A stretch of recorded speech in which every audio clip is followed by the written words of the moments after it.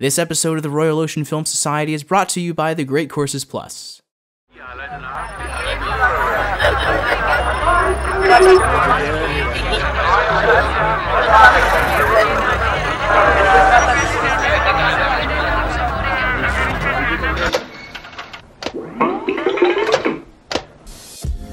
So whenever we talk about cinematic storytelling, the conversation nearly always tends to skew towards the visual, and the visual only.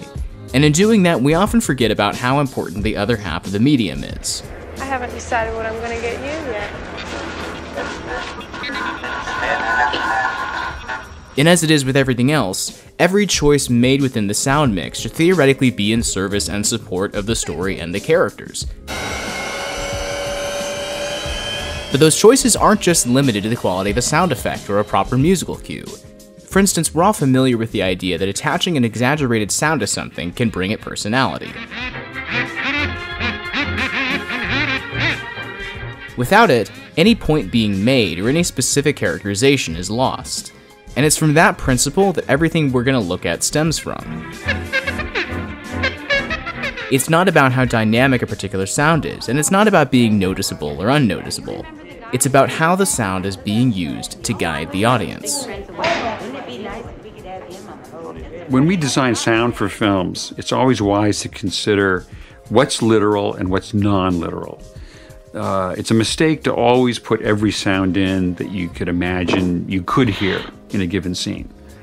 It's important to be very selective, and sometimes scenes can be very effective with no sound at all. You need to think carefully about what you're putting in the movie because the audience doesn't feel a lack of sound if the concept going on the screen is strong enough in carrying the emotional value with it. And in that spirit of less is more, consider this.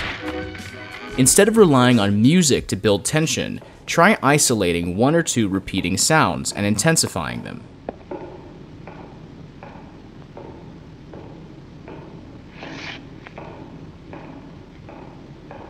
The effect is almost a hypnotic one, the kind of thing that makes you tense up or lean forward in your seat.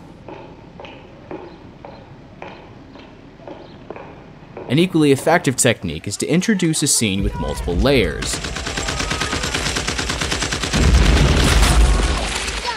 but then slowly drown everything out to only a few key sounds.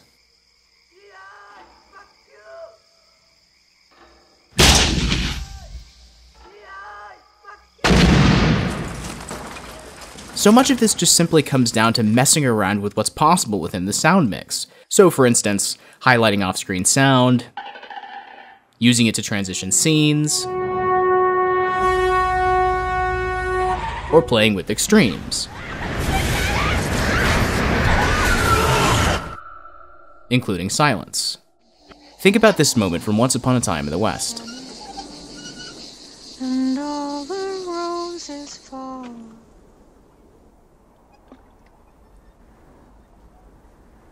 We may not understand it contextually, but we completely understand it emotionally.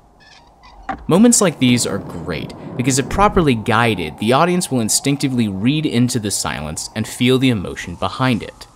Whatever's literally happening doesn't need to be stated, because the moment allows us to feel it and understand it for ourselves. This is kind of a spoiler, but at the end of The Wind Rises, it isn't stated through dialogue that Jiro's wife has died, and it doesn't need to be, because we're shown like this.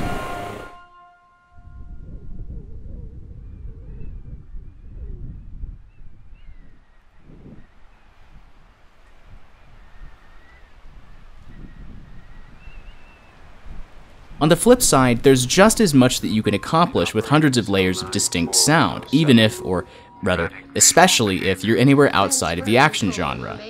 Current brainwave confirmation on 1138 adrenal off. On the contrary, sound is one of the great building blocks in creating the atmosphere of any world inside any film. Think about it. What are you seeing, and what are you hearing? And which one is telling you more about this world? There has been an accident in Red Sector L14. Do not abandon your post. There is no danger of radiation leakage.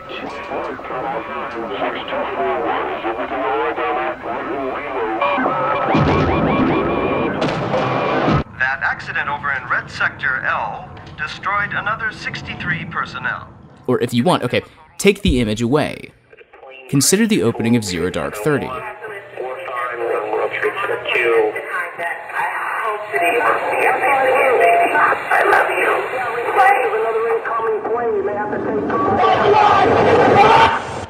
Now, you come on, Jerry, and you do your monologue, and then... And the same rule applies for building the world of a character's mind. Whatever they're thinking or going through, and whatever their relationship is to the world around them, can all be explored in more ways than just through voiceover. Good evening, ladies and gentlemen. My name is Rupert Pupkin. I was born in Clifton, New Jersey, which was not at that time a federal offense. And that takes us right to our last point. In all that we've looked at so far, the image and the sound are always working in tandem. But what happens when they don't? What happens when they're logically opposed to one another? For instance, the image of former wrestling star Randy the Ram walking into work at a supermarket tells us one thing, but the sound tells us something different.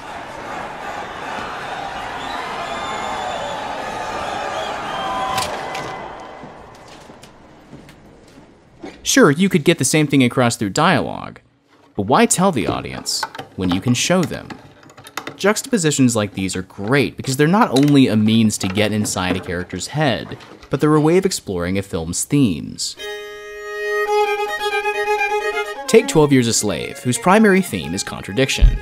We're constantly presented with ideas that are completely at odds with one another, initially just through the image, like a free man being held captive in the shadow of the White House.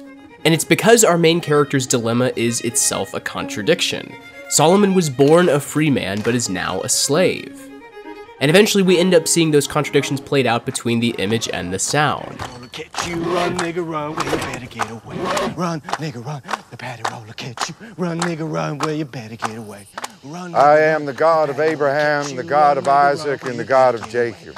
Run, nigga, run, the patty roller catch you. And when the multitude heard this, they were astonished at his doctrine. See what I mean? You have two opposing points, a racist song and the image of a church service. A contradiction. I think direction like this is amazing. It's what we mean when we say that stories should be subtle and actually be about something, rather than blabber on about what they're trying to be about. And it's using the tools that cinema provides to explore, support, and in the case of 12 Years a Slave, eventually resolve both theme and plot. Because jump ahead to what's arguably the emotional climax of Solomon's story, and what do we see? A silent voice joining others in song.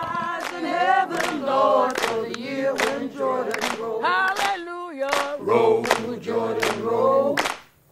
Roll, Jordan, roll.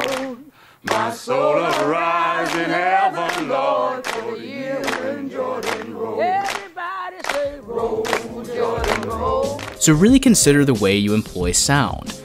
Don't forget that it's just as important a tool as the camera or the script or the score, and that it can support the storytelling and guide the audience in subtle and powerful ways. So ask yourself, what can you tell us through the sound?